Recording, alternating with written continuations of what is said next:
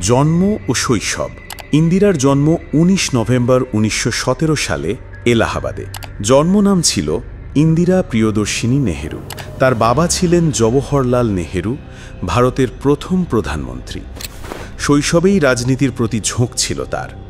বাবার মতো স্বাধীনতা সংগ্রামে ভূমিকা রাখতে চেয়েছিলেন।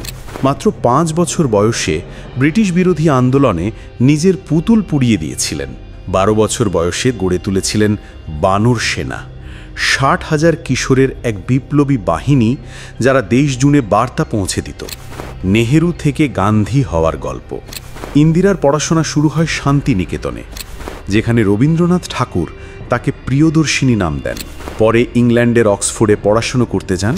সেখানে আবার দেখা হয় ফিরোজ গান্ধীর সঙ্গে, যিনি পেশায় ছিলেন সাংবাদিক ও অর্থনীতিবিদ, ধর্মে পারসি। তাদের ফিল্ম ঘিরে পরিবারে বিতর্ক হলেও অবশেষে মহাত্মা গান্ধীর আশীর্বাদে ১৯৪২ সালে বিয়ে হয়, আর সেখান থেকেই ইন্দিরা নেহেরু হয়ে ওঠেন ইন্দিরা গান্ধী। তবে তার গান্ধী নামের সঙ্গে মহাত্মা গান্ধীর কোনো আত্মীয়তা নেই। ১৯৭১ সালে পাকিস্তানের ২ টুকরো হয়। ইন্দিরা গান্ধীর সময়ে ভারত পাকিস্তান যুদ্ধ হয় ১৯৭১ সালে। তার নেতৃত্বে ভারতীয় সেনা পূর্ব পাকিস্তানে অভিযান চালায় এবং জন্ম হয় একটি নতুন দেশ, বাংলাদেশ। এই সিদ্ধান্তের বিরোধিতা করেছিল আমেরিকা।